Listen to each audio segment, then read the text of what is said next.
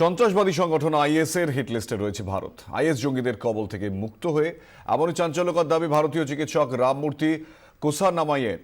চিকিৎসকের দাবি, ভারতকে দখল করাই এখন আইএস এর প্রধান লক্ষ্য।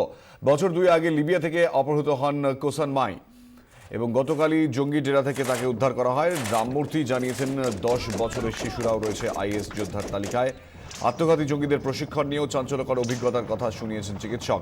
তিনি জানিয়েছেন, বড় ধরনের নাশকতার বোমায় নিজেকে উড়িয়ে দিতেও হাত কাঁপে না এই সব আত্মঘাতী জঙ্গি বাহিনীর, কারণ তারা মনে করে এসবই পুণ্যের কাজ। চিকিৎসক জানিয়েছেন যে আইএস জঙ্গিরা তাকে মারধর না করলেও মানসিক নির্যাতন চালাত, বর্বর কার্যকলাপেরও ভিডিও দেখতে বাধ্য করত।